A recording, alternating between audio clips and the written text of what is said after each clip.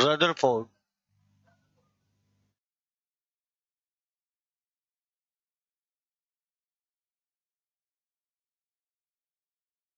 चलो, हाँ, कहां तक बात की थी हमने? रदरफोर्ड की। तो रदरफोर्ड ने जो यूज किया था वो कौन सी फॉइल पेपर थी? गोल्ड फॉइल पेपर थी, जिसका साइज कितना था? 10⁻⁻7 या 10⁻⁹ ठीक है। उसके बाद में हमने बात की थी कि रदरफोर्ड ने जो यूज किया था, वो जो पर्दा था उस पे किसका लेप किया गया था? जिंक सल्फाइड का लेप किया, ठीक है क्या? अब सुनना एक बात को, सबसे पहली चीज क्या है?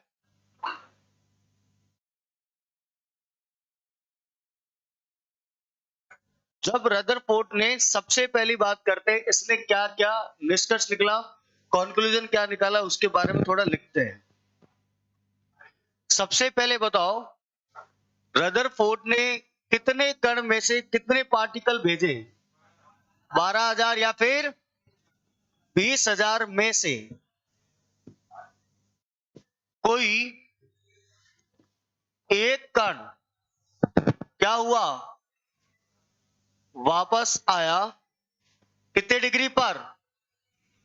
180 डिग्री पर वापस आया, ठीक है। दूसरी चीज, इसने किसका यूज किया था? इसने गोल्ड फॉयल का यूज किया था। किसका? गोल्ड फॉयल का। और जिसका साइज था 10⁻⁻7 या 10⁻⁹ इसके बाद में इसने जो पर्दा प्रयोग किया था वो था फ्लोरोसेंट। कैसा था?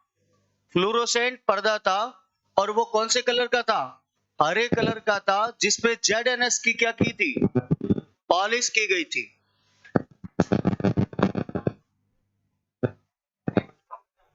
ZNS की पॉलिश की गई, ठीक है क्या? आगे सुनना सर, इसने जो प्रयोग किए थे इसका सर निष्कर्ष क्या निकला था, यानी कि इसके कंक्लूजन क्या निकले वो सुनना। कंक्लूजन निकले सबसे पहले कि किसी परमाणु का एटम का संपूर्ण द्रव्यमान यानी कि उसका कंप्लीट मास किसमें होता है? उसके नाभिक के अंदर होता है। किसमें होता है? नाभिक में होता है। नाभिक में होता है। पहली चीज, कंप्लीट एटम्स का मास उसके किसमें होता है? न्यूक्लियस के अंदर होता है। पहला कंक्लूजन इसका निकला था। दूसरा, परमाणु का, एटम का अधिकांश पार्ट इसका क्या है? खोखला है। क्या है? खोखला है। और तीसरा निष्कर्ष इसने निकाला था कि परमाणु के नाभिक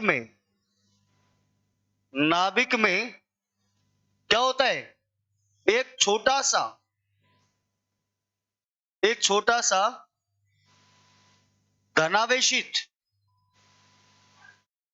एक गोला है।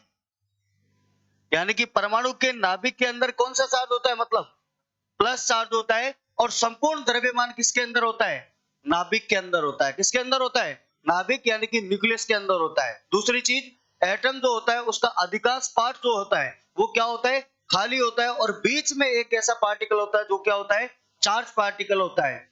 इसी प्रकार से इसने बताया था कि जो परमाणु का आकार है, परमाणु का आकार कितना होता है? 10⁻⁻10 मीटर। और इसी प्रकार से इसने नाभिक का आकार भी बता दिया था। नाभिक का आकार कितना होता है? 10⁻⁻15 मीटर होता है। यह साइज बता दिया था किसने? रदरफोर्ड ने। तो इसीलिए बोला जाता है कि नाभिक की खोज किसने की थी? रदरफोर्ड ने की थी। किसने की थी? रदरफोर्ड ने की थी। ठीक है, यहां तक आगे चलता हूं। अब आगे देखो, एक बात ध्यान से सुनना, मेरी बात अच्छी तरीके से समझना उसको। देखो, ये मान लो कोई एटम है और इस एटम के अंदर इस जगह पे चार्ज पार्टिकल है कोई, और यहां पे इलेक्ट्रॉन क्या कर रहा है, मोशन कर रहा है। अब मुझे एक बात बताओ, इलेक्ट्रॉन पर चार्ज कितना होता है, 1.6 इंटू 10⁻⁻19 कूलम। क्या ये इलेक्ट्रॉन एक चार्ज पार्टिकल है क्या? बताओ, क्या ये चार्ज पार्टिकल है? यानी कि एक आवेशित कण है क्या ये? बिल्कुल है, आवेशित कण है। अब थोड़ा सा सुनना एक बार। हुआ ये था, एक साइंटिस्ट आया था जिसका नाम था मैक्सवेल। क्या नाम था? मैक्सवेल उस साइंटिस्ट का नाम था। सुनना। और इसी के बाद में आएगा एक साइंटिस्ट जिसका नाम था नील्स बोर। क्या नाम था? Niels Bohr. पहले इसके बारे में सुनना, इसने क्या बताया था। देखो, आप मुझे एक बात बताओ कि पहले फोर्स आया या फिर एक्सेलरेशन आया? बताओ, पहले फोर्स आया या एक्सेलरेशन आया? फोर्स आया। देखो कैसे बताऊं, कैसे बता रखा है ना आपको, फिर बता देता हूं। ये कोई ऑब्जेक्ट है, ये कोई ऑब्जेक्ट है। सर ये क्या है? मैंने कहा ये है सरफेस जिसपे ये ऑब्जेक्ट पड़ा है, ये सरफेस है।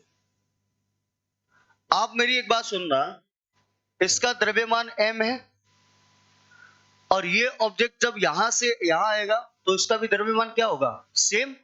चेंज तो हो ही नहीं सकता है।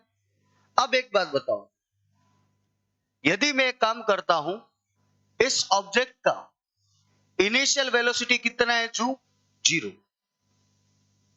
जब मैंने क्या किया, इस ऑब्जेक्ट को इधर से फोर्स लगाया, जब फोर्स लगाया तभी तो ये ऑब्जेक्ट यहां से यहां तक आया है। तो यहां से यहां तक आया, इसका मतलब इसमें कुछ ना कुछ वेलोसिटी आई है, और यहां से यहां तक आने में इसको समय लगा है t। लगा है क्या? t लगा है। अब मेरी एक बात सुनना, आपने हमेशा पढ़ते हो m डॉट a होता है बल का फॉर्मूला, फोर्स का फॉर्मूला क्या होता है, m डॉट a, हमेशा होता है ये। अब सुनना कैसे आया। मैंने एक काम किया, ये इसका इनिशियल वेलोसिटी कितना है, 0, फाइनल कितना है, v। और ये आया कब, जब मैंने यहां पे इस पे क्या लगाया, फोर्स लगाया। जैसे ही मैं किसी ऑब्जेक्ट को फोर्स लगाता हूं और फोर्स लगाने के बाद में ये ऑब्जेक्ट यहां तक आ गया, जब यहां से यहां तक आया तो इसमें क्या लगा, कुछ समय लगा। और समय लगा इसका मतलब पहले इसका इनिशियल वेलोसिटी मतलब क्या था, 0 था, और फिर फाइनल कुछ ना कुछ आ गया। अब आप मुझे बताओ, आप कम से ज्यादा घटाते हो, ज्यादा से कम? ज्यादा से कम, है ना। मान लीजिए इधर फोर्स लगाया तो कुछ ना कुछ वेलोसिटी आया, मान लीजिए 5 आ गया, तो फाइनल में से तो इनिशियल घटेगा। अब देखो, F इक्वल टू क्या होगा, mv minus mu upon t। समय लगेगा, ये वेलोसिटी हो गया, मास तो सेम ही है, और ये हो गया। अब मुझे एक बात बताओ, इसका मास सेम है क्या? कॉमन क्या ले लूं, m, ब्रैकेट में क्या बच गया, v minus you upon T. अब मुझे एक बात बताओ आप, v minus you upon T, इसको मैं a लिख सकता हूं क्या? एक्सेलरेशन तो होता है। तो ये क्या आ गया, F बराबर m डॉट a। क्या ये वापस फॉर्मूला आ गया? इस प्रकार से आता है। अब मेरी एक बात सुनना ध्यान से, कभी भी ध्यान रखना कि आवेशित कण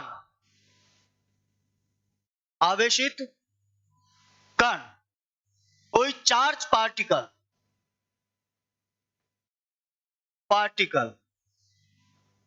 यदि सर्कुलर गति कर रहा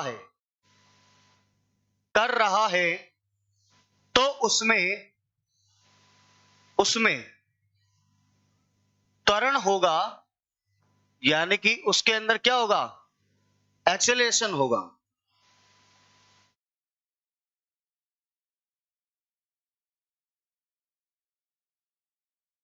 एक्सेलरेशन होगा और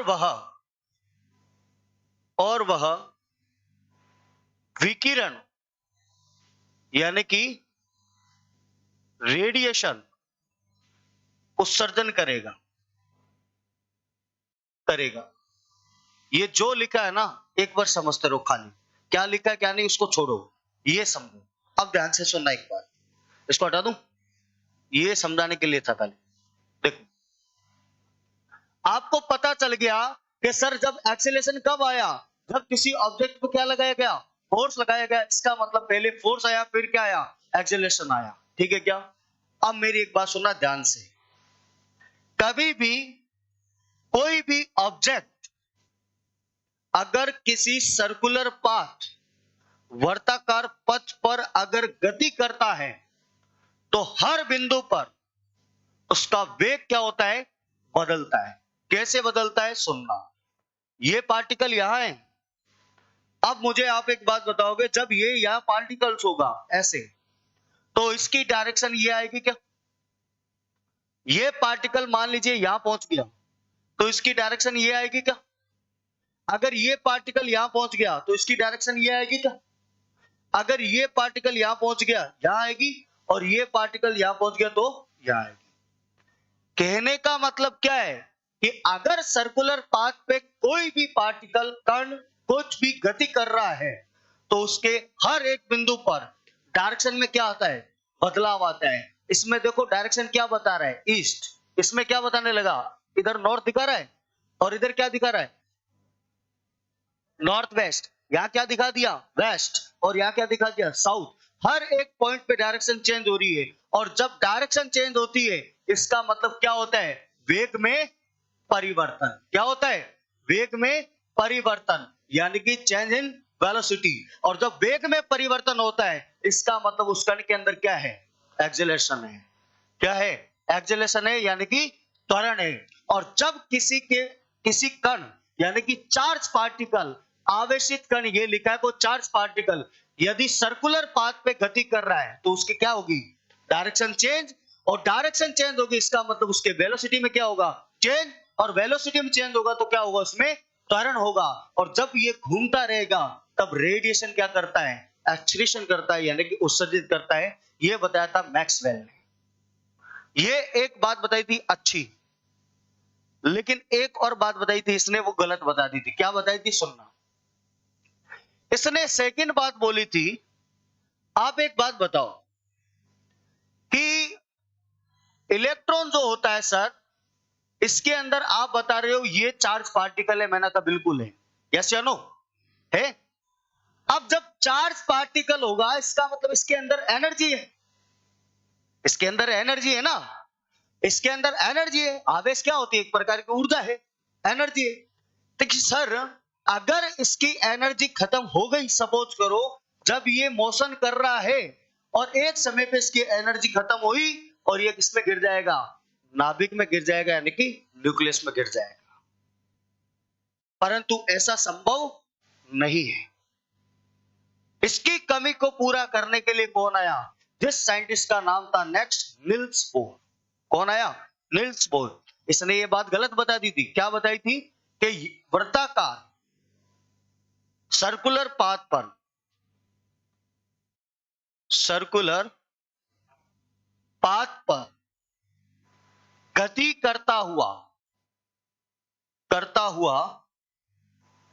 कण एनर्जी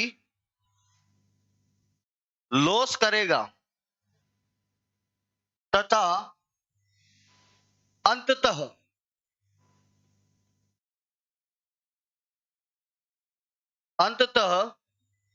नाभिक में क्या हो जाएगा, गिर जाएगा। क्या हो जाएगा, गिर जाएगा। और नॉट, वास्तव में ऐसा संभव नहीं होता, वास्तव में ऐसा संभव नहीं है, ये इसने बता दिया था। लेकिन एक अच्छी बात बताई थी इसने, क्या, विकिरण। आपका रियल लाइफ में सुनो, जो टावर लगते हैं ना मोबाइल और के, जो है ना, वो घर के पास में लगाते तो उसको बोला जाता है कि यहां मत लगाओ, रेडिएशन आएगा। बोलते हैं नहीं बोलते? तो कह रहे दे रहे मतलब मौत मुंह में ले लो कि आम बेल आजा। अब खुद सोचो, पैसे से जिंदगी से बच जाती है क्या? इस फायदे के लिए थोड़ी ना होता है। ऐसे तो कोई जॉब निकल जाए क्या, जो ट्रेन की लाइट खराब है, लालटेन लेके दौड़ना आगे कि दौड़ो जॉब है, गीले कपड़े से तार को साफ करना है, ये कोई थोड़ी ना होता है। लोग लगाते हैं, बट उससे पता है आपको, उससे रेडिएशन कितना होता है, और रेडिएशन होने से स्किन कैंसर होने की संभावना रहती है रेडिएशन से। तो इसीलिए उसको मना किया जाता है, ठीक है? क्योंकि सर्कुलर पाथ पे उस पे क्या होता है, इलेक्ट्रॉन ही तो होते हैं, चार्ज पार्टिकल। वो जब सर्कुलर पाथ पे मोशन करते हैं ना, तो क्या करते हैं, विकिरण यानी कि रेडिएशन क्या करते हैं, उत्सर्जित करते हैं, इसीलिए उसको मना किया जाता है। ठीक है क्या, कर लोगे यहां तक? आगे सुनना। नेक्स्ट एक साइंटिस्ट आया जिसका नाम क्या था, नील्स बोर। इसने क्या दिया था, ध्यान से सुनना, इंपॉर्टेंट फैक्ट्स। देखो, एक साइंटिस्ट आया जिसका नाम था नील्स बोर।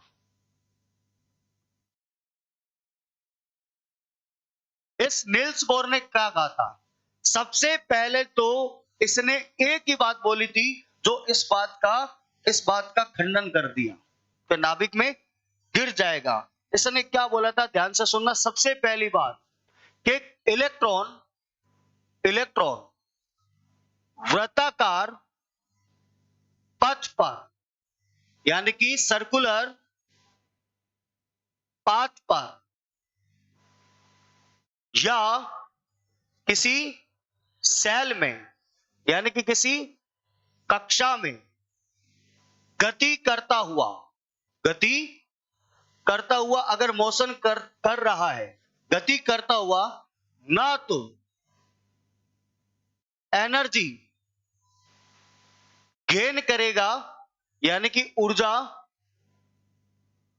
ग्रहण करेगा, ना ही एनर्जी लॉस करेगा। क्या करेगा, एनर्जी लॉस करेगा। यह बताया था किसने, नील्स बोर ने। कहने का मतलब क्या था कि अगर कोई इलेक्ट्रॉन किसी सर्कुलर पाथ पे गति कर रहा है तो वो ना एनर्जी गेन करेगा, ना ही क्या करेगा, लॉस करेगा। सबसे पहले यह बताया था किसने, नील्स बोर ने। सेकंड क्या बताया था, सुनना। जैसे मान लीजिए ये एक कक्षा है, दो कक्षा है, तीन कक्षा है, और ये हो गया इसके अंदर न्यूक्लियस यानी कि नाभिक, ये प्लस चार्ज। ठीक है, मान लीजिए इलेक्ट्रॉन ये रहे, इसमें भी इलेक्ट्रॉन है 4 5 6 7 8, और इसमें भी इलेक्ट्रॉन है, और इसमें भी क्या है, इलेक्ट्रॉन है, ये इलेक्ट्रॉन है। ठीक है क्या, नील्स बोर ने क्या बताया था वो सुनना, कि अगर मान लीजिए ये इलेक्ट्रॉन, इस इलेक्ट्रॉन की अगर एनर्जी निकल जाएगी बाहर की तरफ, कह रहा हूं मतलब क्या है, एनर्जी रिलीज हो रही है, जब एनर्जी निकल जाएगी इस इलेक्ट्रॉन की, तो ये इलेक्ट्रॉन कौन सी सेल में आ जाएगा, उससे नीचे की सेल में। पहली चीज। दूसरी चीज क्या होगा कि अगर इस इलेक्ट्रॉन को वापस मैं क्या दूंगा, एनर्जी दूंगा, तो ये वापस इलेक्ट्रॉन कहां चला जाएगा, वापस उसी सेल में चला जाएगा। लेकिन अगर मैं इसको एनर्जी दूंगा, सबसे आउटर मोस्ट सेल के इलेक्ट्रॉन को, तो ये इलेक्ट्रॉन क्या होगा, बाहर निकल जाएगा। क्या निकल जाएगा, बाहर निकल जाएगा। इसका कहने का मतलब ये है कि अगर मान लीजिए इस सेल के अंदर कोई इलेक्ट्रॉन मोशन कर रहा है, तो ना ही ये क्या करेगा, एनर्जी लॉस, और ना ही क्या करेगा, एनर्जी गेन करेगा, बट उसी के अंदर क्या रहेगा, घूमता रहेगा। तो ऐसे ही समझ में आया, धीरे से यहीं से निकल के आ गया कि सर इसका मतलब तो ये है कि जो सेल है इनका एनर्जी लेवल अलग अलग होता है, तभी तो ये इसी में घूम रहे हैं। इसमें क्यों नहीं आया, इससे ऊपर वाली सेल में क्यों नहीं गया, यही तो कारण है। मैंने कहा बिल्कुल। तो सबसे पहले इसने दिया था इसी नाम से क्या, ऊर्जा स्तर। क्या दिया था? ऊर्जा स्तर दिया था इसने, एनर्जी लेवल दिया था, एनर्जी लेवल दिया था। और इसने क्या बताया था एनर्जी लेवल में? कि जो सबसे न्यूक्लियस के पास में है उसका एनर्जी लेवल मैक्सिमम होता है के का, उसके बाद में क्या आएगी एल, उसके बाद में एम और उसके बाद में एन। ये था एनर्जी लेवल। अगर आपको पूछा जाए कि मैक्सिमम एनर्जी किसकी होती है तो सबसे न्यूक्लियस के पास वाले की, और अगर पूछा जाए मिनिमम एनर्जी किस सेल की होती है तो किसकी होती है? आउटर मोस्ट सेल की, यानी कि एन सेल की। ये एनर्जी लेवल दिया था किसने? Nils bore. किसने दिया था? निल्स बोर ने दिया था। ठीक है क्या? लेकिन इसने ये बोल दिया था, इसकी खास बात, कि इलेक्ट्रॉन इसमें चक्कर लगाते हैं, कक्षा में चक्कर लगाते हैं, चक्कर लगाते हैं। ये इसने सिद्ध कर दिया था और ये बता दिया था कि ना ही ऊर्जा गेन करेगा, ना ही ऊर्जा लॉस करेगा, और ना ही न्यूक्लियस के अंदर गिरेगा। ये बता दिया था। लेकिन इससे फिर कमी आई।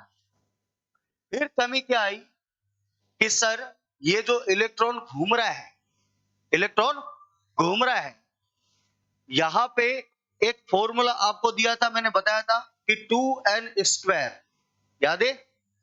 पहली कक्षा में 2, दूसरी में 8, तीसरी में 18, चौथी में 32। यही तो है के, एल, एम और एन। ये बता दिया था इतने इतने इलेक्ट्रॉन आते हैं। लेकिन फिर कमी क्या आई? फिर कमी ये आई कि सर ये इलेक्ट्रॉन जो आपने बैठा है, जैसे मैं कल भी आपको Fe एलिमेंट बताया था किसका? आयरन का, कि सर इसमें 2, फिर 8, फिर 14, फिर 2। बताया था नहीं बताया था? और सर ये दिमाग में आया कि सर 2, 8, 18 कितने हो गए? 18, 2, 20 और 8, 28 आ गए ना। सर इसकी क्षमता कितनी है? 18 है। कितनी है? 18। तो सर इसमें 14 क्यों आया और इसमें 2 क्यों आया? इसका जवाब देने के लिए नया एक साइंटिस्ट आया जिसको बोला जाता है क्वांटम नंबर। वो इसका जवाब देगा। आ गया क्या? बोलो। नहीं आया? आ गया ना? पक्का? अब थोड़ा सा गौर से इधर देखना, ध्यान से देखना भैया। इससे जस्ट आगे चले तो नेक्स्ट आता है एक साइंटिस्ट था जिसका नाम था इरविन श्रोडिंगर। क्या नाम था? Irwin Schrodinger. देखो, इरविन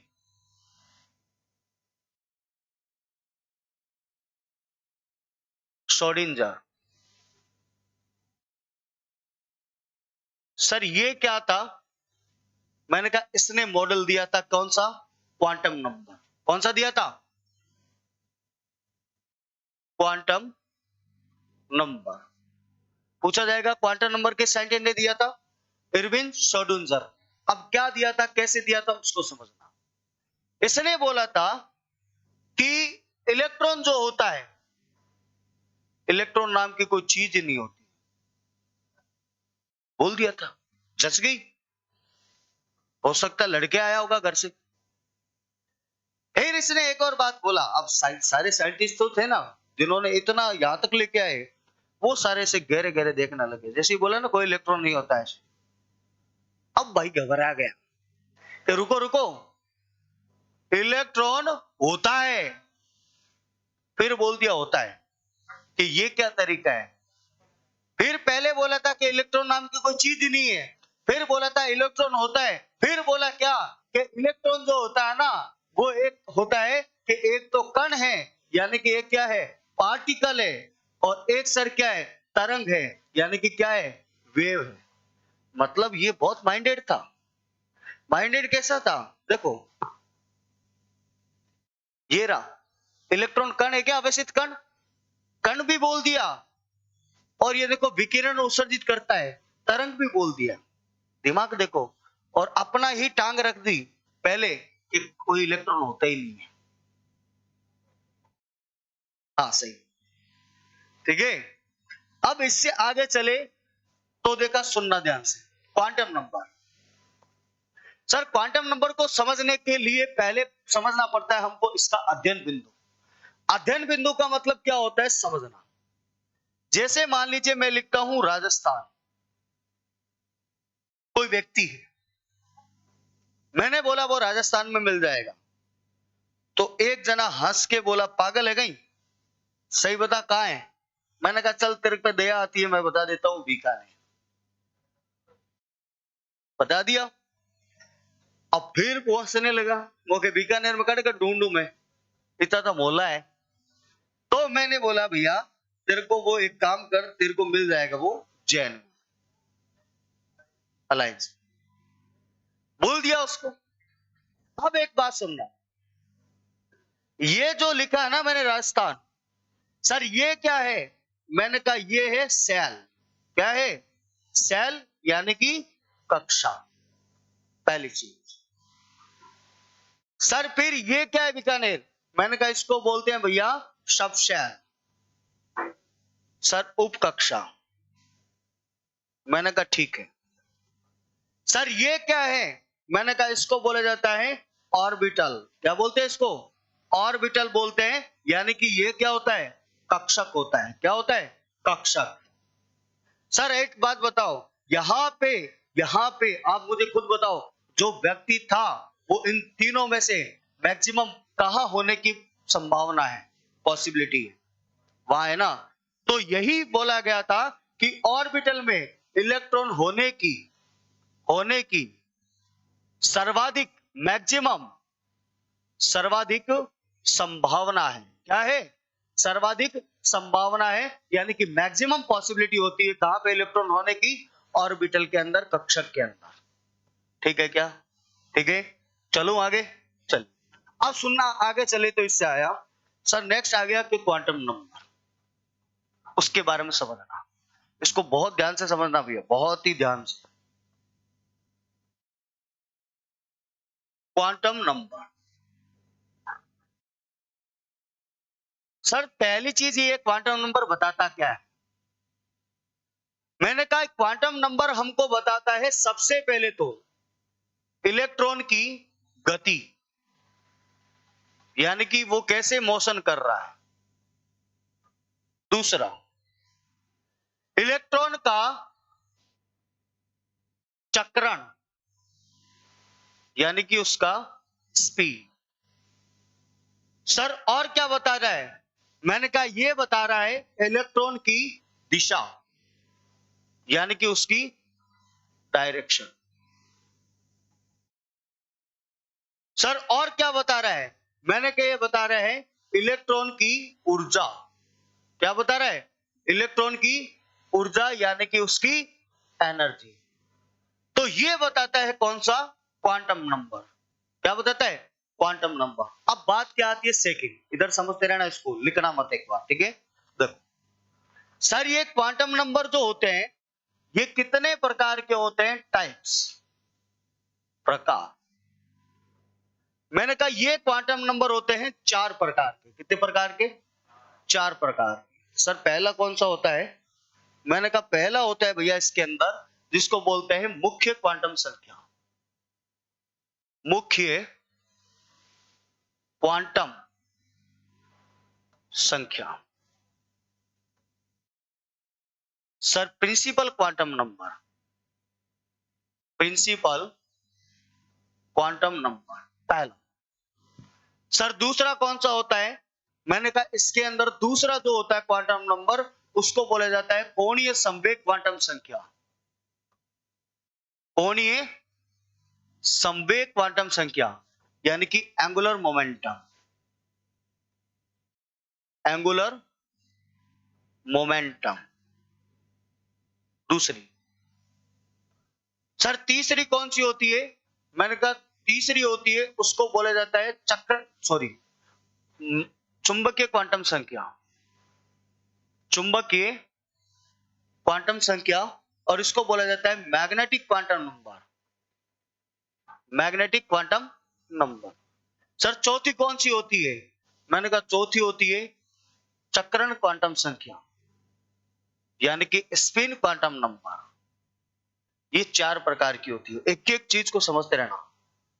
सबसे पहले मुख्य क्वांटम संख्या, दूसरी कोणीय संवेग क्वांटम संख्या, तीसरी चुंबकीय क्वांटम संख्या, और चौथी चक्रण क्वांटम संख्या, यानी कि प्रिंसिपल, एंगुलर, मैग्नेटिक और स्पिन।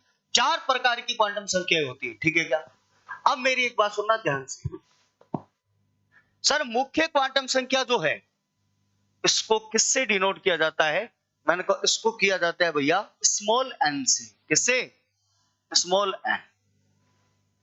सर कोणीय संवेग को मैंने कहा इसको शो किया जाता है स्मॉल एल से। सर मैग्नेटिक को मैंने कहा स्मॉल एम से, और सर स्पिन को मैंने कहा स्मॉल एस। ये शो किया जाता है इनको, ठीक है क्या? नेक्स्ट बात सुनना, सर ये 4 प्रकार की क्वांटम संख्या आपने बताई, उसमें से बताओ सर मुख्य क्वांटम संख्या है ये हमें क्या बता रहा है? मैंने कहा ये बता रहा है, ध्यान से सुनना, एक तो बताता है हमको क्या? Energy level. क्या बताता है? एनर्जी लेवल, यानी कि ये बताता है ऊर्जा स्तर। ऊर्जा स्तर, जैसे अभी पहले पढ़ के आए थे हम। अरे बोला था ना आपको, देखो इसमें बोला था ना आपको, ये देखो 2n², ये n, यही तो बता रहा है एनर्जी लेवल कि कौन सी सेल है, K11, यही तो है। तो वही तो मैंने यहां लिखा है कि सबसे पहले क्या बताता है? ऊर्जा स्तर। दूसरा सर ये क्या बता रहा है? मैंने कहा ये बता रहा है राजस्थान के अंदर बीकानेर, तो ये बता रहा है सब सेल के बारे में। किसके बारे में? सब सेल के बारे में, उप कक्षा के बारे में, सबसे। अब एक बात बता, जब ये एनर्जी लेवल के बारे में बता रहा है और ये किसके बारे में? सब सेल के बारे में, तो पक्का ये बताएगा सेल के बारे में। ये सेल के बारे में बताएगा।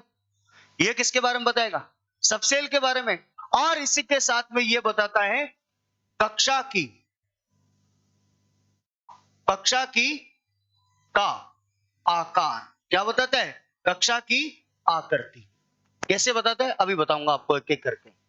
नेक्स्ट बात सुनना, सर मैग्नेटिक क्वांटम नंबर क्या बता रहा है? मैंने कहा ये बताता है हमको किसके बारे में? कक्षक, यानी कि ऑर्बिटल के बारे में। किसके बारे में? ऑर्बिटल के बारे में, और उनकी संख्या के बारे में, उसकी संख्या के बारे में बताता है। सर ये क्या बता रहा है? सेकंड क्वांटम संख्या, मैंने कहा ये बता रहा है इलेक्ट्रॉन की डायरेक्शन, यानी कि दिशा। सर वो कैसी होगी? यानी कि एंटी क्लॉकवाइज, एंटी क्लॉकवाइज, और यह कैसी होगी? क्लॉकवाइज, यानी कि दक्षिणावर्त या वामावर्त। ये बताएगी चारों चीजें। दोबारा सुनना मेरी बात। सबसे पहले टाइप्स कितने प्रकार की होती है? 4। सबसे पहला कौन सा होता है? मुख्य क्वांटम संख्या। दूसरा कोणीय संवेग क्वांटम संख्या। तीसरा चुंबकीय क्वांटम संख्या, और चौथा सेकंड क्वांटम नंबर। सबसे पहले प्रिंसिपल क्वांटम नंबर हमें क्या बताता है? एनर्जी लेवल और सेल के बारे में।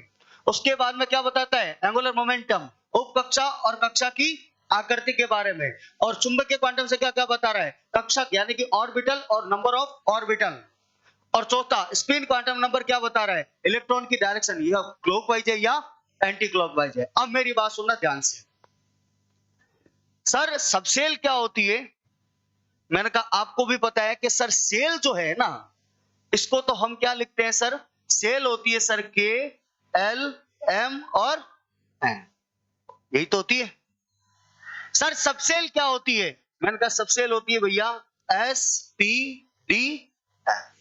पढ़ रखा है ये तो, SPDF। अब मेरी बात सुनना, सबसे पहले उपकक्षा के बारे में तो ये बताया है, SPDF होती है। नेक्स्ट कक्षा की आकृति, यानी कि उसके शेप के बारे में बता रहा है। कैसे? S जो होती है ना वो सर्किल होती है। सर P कैसी होती है? मैंने कहा P होती है डम्बलाशय, डम्बलाकार, डंबल शेप होती है। सर D मैंने कहा ये होती है डबल डंबल। सर F मैंने कहा ये होती है इस प्रकार से, इसको बोला जाता है कॉम्प्लेक्स। कहने का मतलब ये क्या है? इसको क्या बोलेंगे?